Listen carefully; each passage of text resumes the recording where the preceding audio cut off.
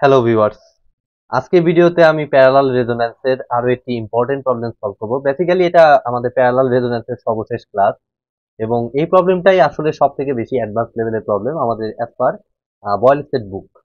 ঠিক আছে, বয়েলস্টেডের বইয়ের এটার শেষ প্রবলেম এবং এটা বেশ অ্যাডভান্স লেভেলেরই একটা ম্যাথ। কারণ এখানে আপনার প্যারালাল রেজোন্যান্স সার্কিটটা ডিজাইন করতে হবে। অ্যাকচুয়ালি আগে যে জিনিসগুলো দেওয়া ছিল, আমাদের সার্কিট দেওয়া থাকতো, সেখান থেকে আমরা বিভিন্ন প্যারামিটার সলভ করতাম আগের ভিডিওগুলোতে। বাট এখানে আমাদের কার্ভ দেয়া, এই যে এই কার্ভ দেওয়া এফ ভার্সেস বিপি কার্ভ, সেখান থেকে আমাদের আহ, যে সার্কিট ডিজাইন করতে হবে, মানে সার্কিটের প্যারামিটার গুলো আপনার বের করতে হবে। ঠিক আছে, সো এইখানে উল্টো ঘটনা এবং এটার জন্য আমাদের কিছুটা কমপ্লিকেটেড মনে হতে পারে, বাট আসলে আপনি যদি বেসিকটা বুঝতে পারেন, আপনার যদি বেসিকটা ক্লিয়ার হয়ে থাকে, তাহলে এই ধরনের প্রবলেম ট্যাকেল করা আপনার কাছে কিছুই না। ঠিক আছে, তো যারা আমার চ্যানেলে একদম নতুন তাদেরকে আমি বলবো যে আমার প্লেলিস্ট থেকে আগের বেসিক ভিডিওগুলো একটু দেখে আসুন, তাহলে আপনাদের বুঝতে সুবিধা হবে। তো দেখুন, এখানে আমরা দেখতে পাচ্ছি একটা design parallel resonance circuit okay করব টু রেসপন্স কার্ভ। আচ্ছা, using a 1 milli henry 10 ohm inductor, important, and a current source with an internal resistance of 40 kilo, এই ডাটা দেওয়া আছে। আর এখানে আমরা দেখতে পাচ্ছি আমাদের এপি দেওয়া, ব্যান্ডউইথ দেওয়া। এপি এবং ব্যান্ডউইথ আমাদেরকে একটা কাজে সহায়তা করবে, সেটা হচ্ছে আমরা এখান থেকে বোঝার চেষ্টা করবো। এই জন্য আমাদের বেসিকটা ক্লিয়ার হলে আমরা কিন্তু এগুলো সহজে আরামসে করতে পারি। কারণ আমার থিওরি ক্লাসে আপনারা দেখেছেন, আমি দুটো কেস আমি দেখতে পারি। একটা হচ্ছে আমার কোয়ালিটি ফ্যাক্টর 10-এর থেকে ছোট যদি হয়, তাহলে আমি কোনো কিছু আমি নেগলিজিবল চিন্তা করতে পারবো না। 10-এর থেকে বেশি হলে আমি কিন্তু ডিরাইভেশন দেখিয়ে দিয়েছিলাম, সেখানে আমরা দেখেছিলাম যে অনেক কিছুই কনজাস্টেড করে আমরা কাজ করতে পারি। সো আমার ফার্স্ট কাজ হচ্ছে আমাদের কোয়ালিটি ফ্যাক্টর কিউএল, অ্যাকচুয়ালি এটা কিন্তু কিউএল কোয়ালিটি ফ্যাক্টরটা। ঠিক আছে, কিউএল কোয়ালিটি ফ্যাক্টরটা আগে আমরা দেখবো। তো তার জন্য দেখুন আমরা যে কাজটা করতে পারি, কোয়ালিটি ফ্যাক্টর, আচ্ছা, তার আগে আমি সরি ব্যান্ডউইথটা আগে লিখি। ব্যান্ডউইথ ইজ ইকুয়াল টু, আমরা জানি, A P divided by Q P. Okay, bandwidth is equal to আমাদের দাঁড়ায় হচ্ছে AP divided by QP.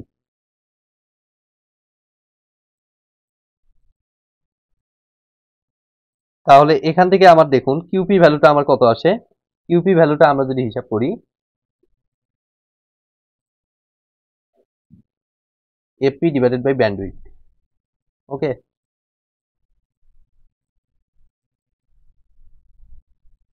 Just just side transfer করে দেন আমাদের এফপি ভ্যালু দেখুন দেয়া আছে আমাদের 50 কিলো আওয়ার, মানে 50 ইন্টু 1000, 50 ইন্টু 10^3 বলতে পারি, ডিভাইডেড বাই ব্যান্ডউইথ কত, 2500 হার্জ। তাহলে কোয়ালিটি ফ্যাক্টর কত হবে সেটা আমরা এখান থেকে খুব ইজি ভাবে আমরা পেয়ে যাচ্ছি। কত আসে দেখি, 50 ইন্টু 10^3 ডিভাইডেড বাই 2500, তাহলে এটা আমার আসতেছে 20। বাট এটা কিন্তু আমাকে ডিসিশন দিবে না, আমাকে ডিসিশন দিবে হচ্ছে কিউএল এর ভ্যালুটা। ঠিক আছে, আমরা কিউপি বুঝলাম, আমাদের প্যারালাল রেজোন্যান্স সার্কিটের কোয়ালিটি ফ্যাক্টরটা আমার 20 হবে, এটা আমরা বুঝতে পারলাম। বাট আমার লাগবে হচ্ছে কিউএলটা অনুযায়ী আমাদের বাদ বাকি জিনিসগুলো ক্যালকুলেশন করতে সুবিধা হবে। তো এখান থেকে কোনোভাবে আমি কিউএলটা বের করার চেষ্টা করব। তো তার জন্য দেখুন, কিউএল এর ভ্যালু যদি আমরা একটু দেখতে চাই, কিউএল এর ভ্যালুটা দেখতে হলে আমাদের একটু সার্কিটটা দেখলে আমাদের সব থেকে বেটার হয়। আমাদের এইটার ক্ষেত্রে সার্কিটটা আমরা জানি, সিম্পলি আমাদের এইখানে একটা আরএস থাকে, আরএস রেজিস্টর থাকে, দেন হচ্ছে আমাদের ইন্ডাক্টরের জন্য ইন্ডাক্টর রেজিস্ট্যান্স হচ্ছে আরএল, আর ইন্ডাক্টর কয়েলের ইয়াটা হচ্ছে রিঅ্যাকট্যান্সটা হচ্ছে আমাদের কত, এক্সএল, যে এক্সএল অ্যাকচুয়ালি,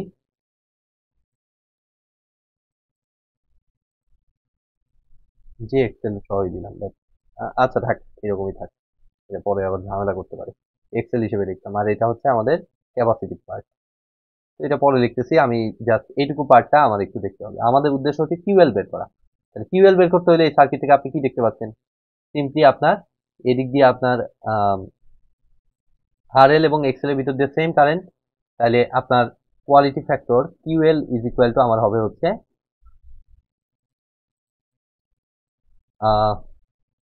উপরে হচ্ছে রিঅ্যাক্টিভ পাওয়ার। রিঅ্যাক্টিভ পাওয়ার এখানে আমাদের দুটোর মধ্যে কারেন্ট সেম, তাহলে রিঅ্যাক্টিভ পাওয়ার হিসেবে নেব আই স্কোয়ার আর। ঠিক আছে, কারেন্ট যেহেতু সেম, যেটা সেম হবে সেটা ইনটু রেজিস্ট্যান্স হিসেবে দেবো। যদি ভোল্টেজ সেম হতো তাহলে লিখতাম ভি স্কোয়ার ডিভাইডেড বাই আর।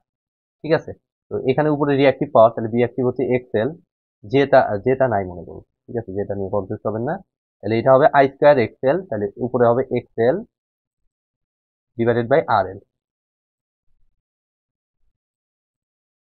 তো এখানে যে কিউএলটা বের করতেছে এটা কিন্তু ডিসিশন যে নিব সেটা কিউএল। তো এক্ষেত্রে আপনার হিসাবে হওয়া উচিত 2 pi into f s, series resonant ফ্রিকোয়েন্সিটা। ঠিক আছে, বাট সিরিজ রেজোন্যান্ট ফ্রিকোয়েন্সি কিন্তু আমাদের দেয়া নাই কোশ্চেনে, ভালো মতো দেখুন এফপিটা দেয়া আছে।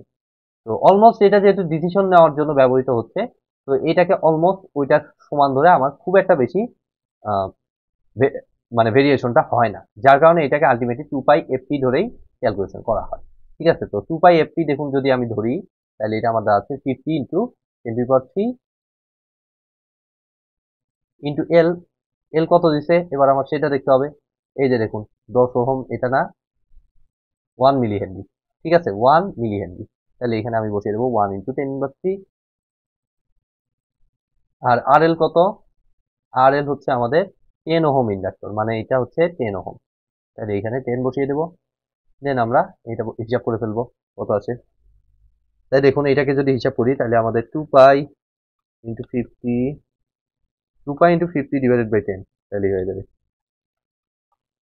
তাহলে আমাদের দেখুন আসতেছে 31.415, যেটা অলমোস্ট অনেকখানি বড় 10-এর থেকে।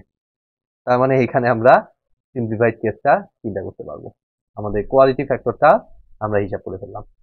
এখন আমাদের বাদ বাকি জিনিসগুলো একদম ইজি ভাবে ঠান্ডা মাথায় আমরা আস্তে আস্তে করে ফেলতে পারবো। তো এই ধরনের সার্কিটকে মডিফাই করে আমি দেখিয়েছিলাম আমার কি আসে। আর এস, আর এল এগুলোকে মডিফাই করে আমরা দেখেছিলাম একটাই রেজিস্ট্যান্স আছে, সেটা হচ্ছে আর, সেটা হচ্ছে কত আর। এবং এই যে এক্সেলটা আছে এটা পরবর্তীতে কনভার্ট হয়ে যায় এক্সএলপি তে, এক্সএলপি। আর এই সাইডে তো এটা এক্সসি, তাহলে এক্সসিপি অ্যাকচুয়ালি। ওকে, তাহলে আমরা যদি একটু আরটাকে দেখতে চাই, আমরা আর আগে হিসাব করি, তারপর সেখান থেকে বাদ বাকি গুলো হিসাব করতে পারবো। তাহলে আর ইজ ইকুয়াল টু অ্যাকচুয়ালি হচ্ছে আমাদের আর এস প্যারালাল, আর এস প্যারালাল আর পি। ওকে, এগুলো কিন্তু আমার বেসিক ভিডিওগুলোতে আপনারা পাবেন, কিভাবে আমরা এটা এই দুটো প্যারালাল করেছিলাম সেটা কিন্তু বিস্তারিত বলা আছে। এবং পরবর্তীতে আরপি কে যদি আমি রিপ্লেস করতে চাই, তাহলে এটা বেসিক্যালি দাঁড়ায় হচ্ছে আমাদের কত আর এস প্যারালাল, যেহেতু কোয়ালিটি ফ্যাক্টরের কথা বলছে greater than or equal to 10 আসছে, কিউএল কোয়ালিটি ফ্যাক্টরটা greater than or equal to 10 আসছে। তো আরপি ভ্যালুটা আপনারা এর আগেও দেখেছেন, আগের ম্যাথগুলোতেও দেখেছেন, থিওরি ক্লাসেও দেখেছেন। এটা হয় হচ্ছে আমাদের কিউএল স্কোয়ার ইন্টু আর এল। ওকে, এটা কিন্তু আমাদের হয়ে গেল। তাহলে এখন দেখুন আমরা মোটামুটি আর এস এর ভ্যালু আমরা জানি, আর এল এর ভ্যালুও জানি, কিউএল এর ভ্যালুও জানি। আর এস টা জানি না, and the current source with an internal resistance of 40 kilo ohm. আর এস এর ভ্যালুটা জানি, আর পি ভ্যালুটা জানি, সব ভ্যালুই জানি 40। এখানে আমি এই দুটাকে ইকুইভ্যালেন্ট করব, বাট এখানে ছিল আমাদের আর এস।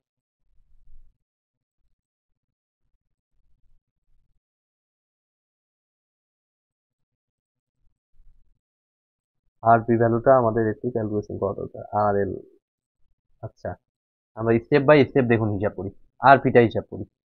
আর পিটা আমাদের দেখুন আসতেছে কিউএল স্কোয়ার আর এল। তো কিউএলটা কত পাইলাম 31.416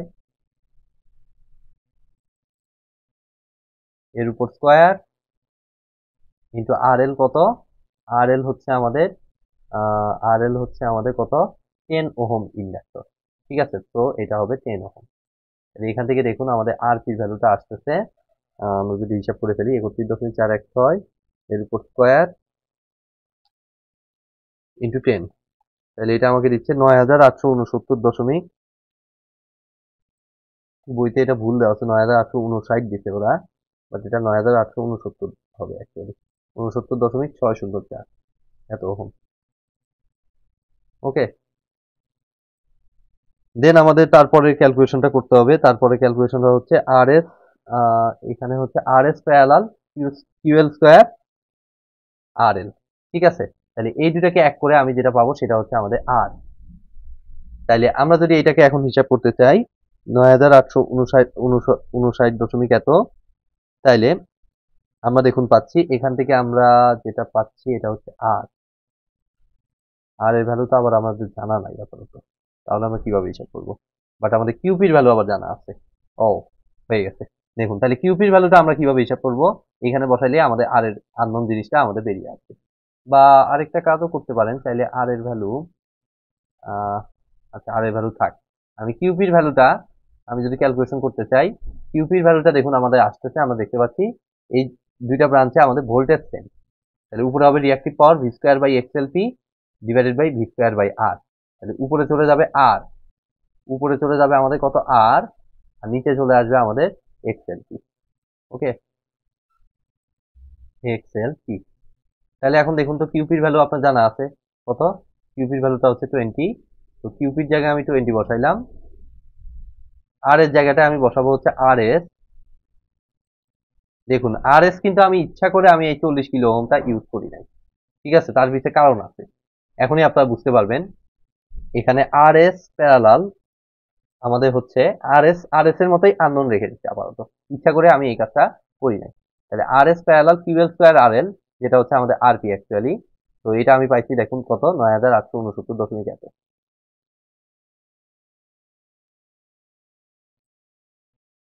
604। এবার আমাদের আরেকটা ঝামেলা আছে, সেটা হচ্ছে এক্স এলপিটা হিসাব করা। তাহলে এক্স এলপিটা হচ্ছে আমাদের 2 পাই, এক্স এলপিটা এই R L greater than or equal to 10 এর জন্য এক্স এলপিটা অলমোস্ট ইয়ার সমান আসে। ঠিক আছে, এক্স এলপিটা যদি আমরা হিসাব করি, আহ ওটা হচ্ছে এক্স এল এর সমান আছে। এক্স এলপিটা আমরা জানি এটা আসে হলো এক্স এল এর সমান। তাহলে এই ভ্যালুটা তাহলে আমার আসতেছে 2 পাই ইন্টু এফ কত, এফপি হচ্ছে আমাদের F P 50 into 10^3। 2 pi into 50 into 10^3 divided by into আমাদের হচ্ছে এক্সেল।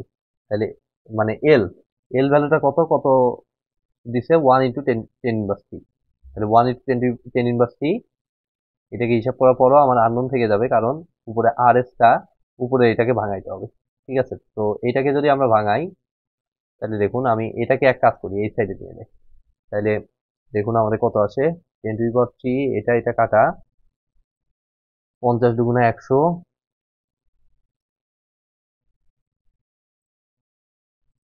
কত আসে 50 দুগুণা 50 ইন্টু 2 ইন্টু 20, 2000। আর এইটাকে আমার প্যারালালে ফর্মুলায় লিখলে আমাদের দাঁড়ায় হচ্ছে R S into 9869.604 divided by R S plus R S plus 9869 এত 604। তাহলে এত ইজ ইকুয়াল টু, আমি জাস্ট এই উপরে পার্টটা এটাকে ভাঙাই নিলাম, প্যারালালে ফর্মুলা দিলাম। তাহলে এত ইজ ইকুয়াল টু আমাদের আসতেছে 2000 পাই। তাহলে এখন আমাদের উদ্দেশ্য হচ্ছে এখান থেকে আমাদের আর এসটা বের করা। তাহলে আর এসটা আমরা ক্যালকুলেশন করে একটু বের করে ফেলি, কত আছে R S. 2000 into pi, 2000 pi into X plus, calculator সরাসরি বসাচ্ছি, দেখুন 9869.604 এত is equal to 9869.604 X. Shift calc equal, sorry, shift calc equal, syntax error আসতেছে। আচ্ছা আরেকবার করি, 2000 পাই ইন্টু এক্স প্লাস 9869.604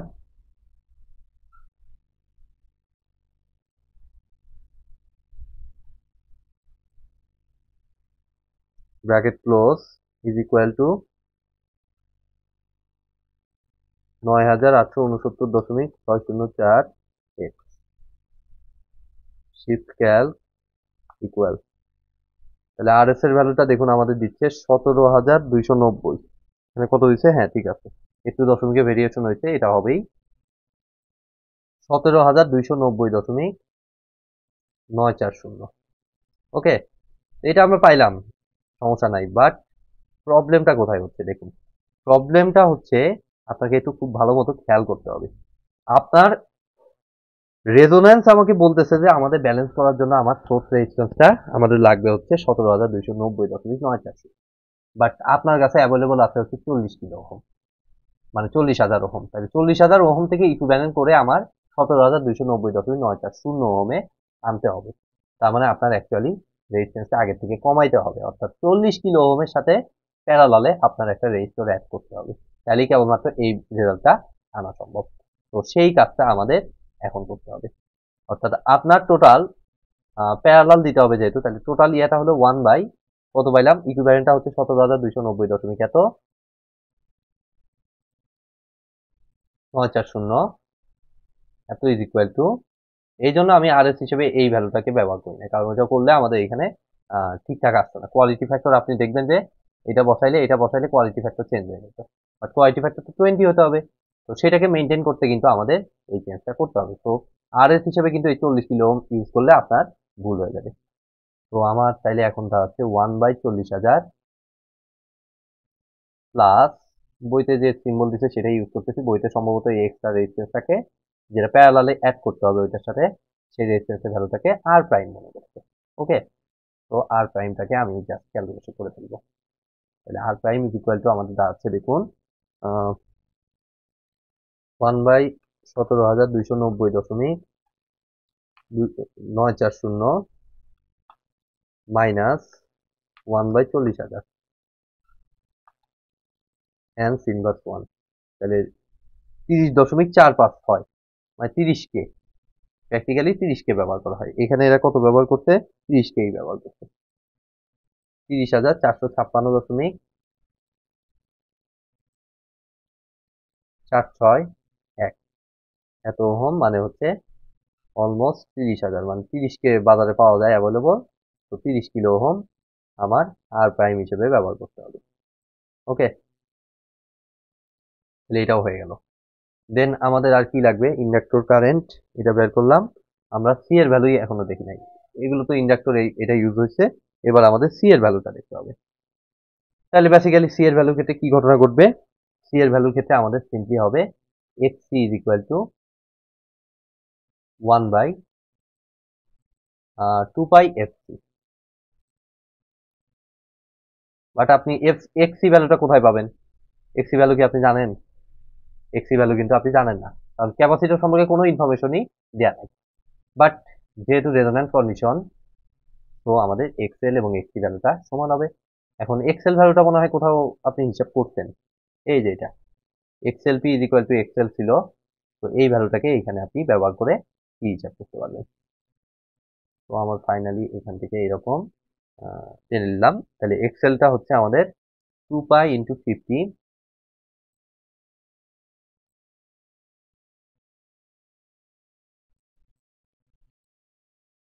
× 10⁻³ × 1, মানে 2π × 50 100π বলতে পারেন।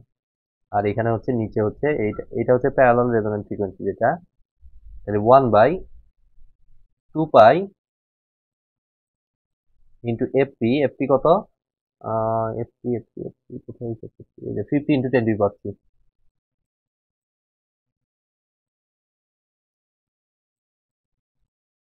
Into C. তাহলে এখান থেকে আপনার কতটুকু ক্যাপাসিট্যান্স লাগবে সেটা আপনি পেয়ে যাবেন, যেহেতু ডিজাইন করা প্রত্যেকটা জিনিসই বের করতে হবে। তাহলে সি ইজ ইকুয়াল টু আমার দেখুন আসতেছে 1/2π × 50 × 10⁻³ × 2π × 50। তাহলে ওরে বাবা, 1, 2, 3, 4, 5, 6, 7, 8, 9, 10.13 ন্যানোফ্যারাড। না হলো না তো, 0.01 মাইক্রোফ্যারাড, 0.01 মাইক্রোফ্যারাড। আচ্ছা মাইক্রোতে ধরছে, 1 2 3 4 5 6 দশমিক, হ্যাঁ ঠিক আছে। তার মানে তো আমি ন্যানোতে চিন্তা করছি, সেই জন্য আমার 10.13 আসছে। ঠিক আছে, 10.13 ন্যানো ফ্যারাড, সমস্যা নেই। তাহলে এটাও হয়ে গেল, আমাদের ক্যাপাসিট্যান্স ভ্যালুটা আমরা বের করলাম। তো আমাদের আর কি লাগবে, আমাদের সবকিছুই আমরা পেয়ে গেছি প্রায়। সি ইজ ইকুয়াল টু এত, বইতে মনে হয় এরপরে এক্সট্রা করে আমাদের আরো কিছু জিনিস বের করতে, তো সেই জিনিসগুলো একটু করে আমি বলে দেই। জেড টিপিটা বের করতে, ওকে। জেড টিপি ইজ ইকুয়াল টু তো আপনারা আগে থেকেই জানেন কত, জেড টিপি ইজ ইকুয়াল টু আমাদের হবে হচ্ছে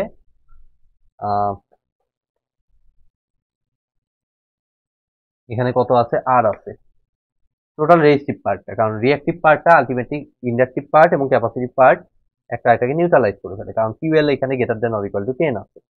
তো রেজিস্টিভ পার্টটা আমার কত হবে, রেজিস্টিভ পার্টটা কিন্তু সিম্পলি আপনার হবে হচ্ছে আর এস প্যারালাল আর পি, ওকে। তাহলে আর এস প্যারালাল আর পি, তাহলে আর এস ভ্যালুটা কত, আর এস ভ্যালুটা কি হিসাব করছেন আপনি, দেখুন তো। আর এস ভ্যালুটা হবে কিন্তু সিম্পলি এই ভ্যালুটা, এই যে এই মানটা, ঠিক আছে। এখানে কিন্তু আবার এই 30 বসিয়ে দেন না, 30 কিন্তু এটাকে ব্যালেন্স করার জন্য আনা হয়েছে, বা 30 অথবা এই 40 কোনোটা, দুইটার যে কোনোটা ইউজ করলেই কিন্তু ভুল হয়ে যাবে। তো এখানে ইউজ করতে হবে অবশ্যই এই ভ্যালুটা, ঠিক আছে। কারণ ব্যালেন্স করার জন্য, রেজোন্যান্স কন্ডিশন আনার জন্য এইটা করা লাগছে, এবং এইটাকে ব্যালেন্স করার জন্য আমার 40 কিলো ওহমের সাথে প্যারালালে 30 কিলো ওহম আনা লাগছে। তো এটা কিন্তু ইম্পর্টেন্ট, খুবই ইম্পর্টেন্ট। 17,290.940 প্যারালাল কত, আরপি ভ্যালু 9,869, প্যারালাল 9,869.604। তাহলে এই দুটোকে জাস্ট প্যারালালে ফর্মুলায় ফেলে আমরা জেড টিপিটা দেখুন পেয়ে যাচ্ছি 17,290.940 ইনভার্স 1 প্লাস 9,869.604 ইনভার্স 1 অ্যান্স ইনভার্স 1, 6,283। ঠিক আছে, 6.28, 6,283.185 ভোল্ট। এখন দেখুন তো আপনার ভোল্টেজ জানা আছে, তো আপনি যে কারেন্ট সোর্সটা এখানে দিবেন সেটার ভ্যালুও এখান থেকে পেয়ে যাবেন। তো এটাও ইম্পর্টেন্ট, এটা আসলে দেখাইতে আমি ভুলে গেছি তখন। তো আপনার এই ডাটাটা আমার দিবে হচ্ছে, যেহেতু এটা রেজোন্যান্স কন্ডিশনের 10 ভোল্ট, তো রেজোন্যান্স কন্ডিশনে আমরা জানি যে টিভি থাকে শুধুমাত্র। তো এখান থেকে আমরা এই কারেন্টের ভ্যালুটা, আমরা কারেন্ট সোর্সে কারেন্টের ভ্যালুটা পেয়ে যাবো। তো সেটা বেসিক্যালি আমার হবে কত, I is equal to V divided by Z TV. V হচ্ছে আমাদের 10, আর কোনো অ্যাঙ্গেল হবে 0 ডিগ্রি, কারণ এটা কোনো ফেজ নাই, রিঅ্যাক্টিভ পার্ট তো 0 হয়ে যাবে। তো এটা 10 volt divided by 6,283.185।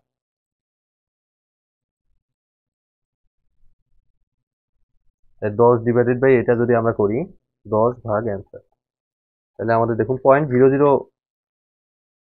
1.6 milli ampere, ঠিক আছে। 0.00159 আছে। তো এটাকে 1000 দিয়ে গুণ দিয়ে দিলে মিলি অ্যাম্পিয়ারে কনভার্ট হয়ে যাবে, যেটা আমাকে দিবে 1.6 এর মতো, ঠিক আছে। তারপরে হিসাব করে দেখুন, তাহলে আমাদের সবকিছুই এখন ডিজাইন করা হয়ে গেল। এখন জাস্ট আমরা আমাদের ফাইনাল ইকুইভ্যালেন্ট সার্কিটটা আমরা কিভাবে দেখাবো, আমরা সিম্পলি এটা দেখাবো হচ্ছে লাইক, আমি এখানে দেখিয়ে দেই, কোনো একটা ব্রাঞ্চ কেটে দিই, এটাকে কেটে দিই, এটা অবশ্যই দেখাইতে হবে, তা না হলে ভুল হয়ে যাবে। এত বড় সলিউশনটা করে যদি এটা না দেখান, অবশ্যই এটা একটা বড় মিস্টেক হয়ে যাবে। তো আমাদের দেখুন, আমাদের কারেন্ট সোর্স থেকে আমি 1.6 মিলি অ্যাম্পিয়ার কারেন্ট পাঠাচ্ছি,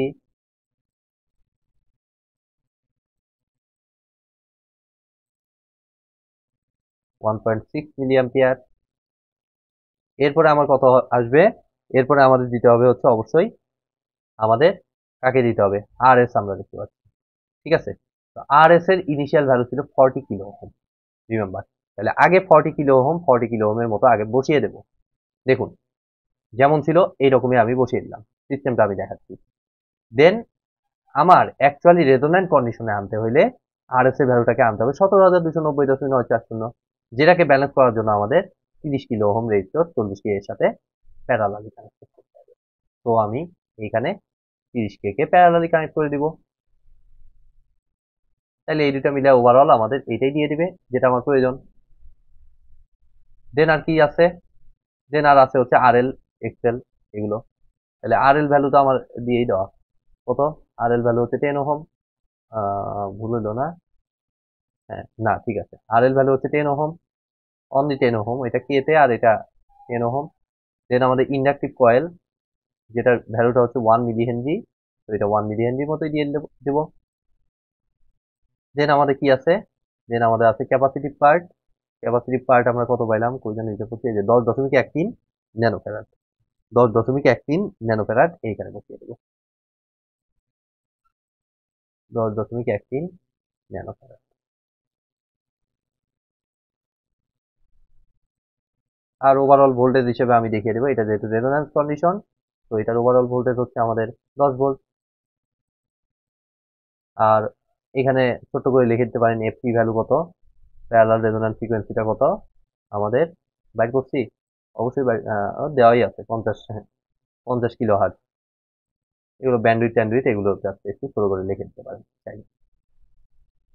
তো এই হচ্ছে মোটামুটি আমাদের এটার ডিজাইন রিলেটেড এই প্রবলেমটা। তো এরই মাধ্যমে আমাদের অ্যাকচুয়ালি এই রেজোন্যান্স কনসেপ্টটি শেষ হয়ে গেল কমপ্লিটলি। ইনশাল্লাহ নেক্সট ভিডিও থেকে আমি এই এসি সার্কিটে আরেকটা ইম্পর্টেন্ট কনসেপ্ট অর্থাৎ ফিল্টার ফিল্টার সম্পর্কে বিস্তারিত আলোচনা করা শুরু করব। ফিল্টারটা অ্যাকচুয়ালি ইলেকট্রনিক্সেও কাজে লাগে, আমাদের এই এসি সার্কিটেও ফিল্টারটা লাগে। ঠিক আছে, আমাদের ইয়েতে কারিকুলাম অনুযায়ী। ঠিক আছে, তো এই ফিল্টারটা আবার ফিল্টারের জন্য আমার এই বয়েল সেটের বইটাই কার্যকর, কারণ এই টপিকগুলো অ্যাকচুয়ালি বয়েল সেটের বইতে সব থেকে সাজানো গুছানো ভাবে, এবং টিচাররাও এখান থেকে কোশ্চেন করতেই পছন্দ করে। তার জন্য আমি বয়েল সেটের বইটাকেই প্রেফারেন্স দিয়ে আমি কমপ্লিট করে দেওয়ার চেষ্টা করব। তো আজকের মতো ভিডিওটি আমি এখানেই শেষ করছি। ভিডিওটি যদি ভালো লেগে থাকে অবশ্যই ভিডিওতে একটি লাইক দিবেন, বন্ধুদের সাথে বেশি বেশি শেয়ার করবেন, আর চ্যানেলে নতুন হয়ে থাকলে অবশ্যই চ্যানেলটি সাবস্ক্রাইব করবেন। ধন্যবাদ।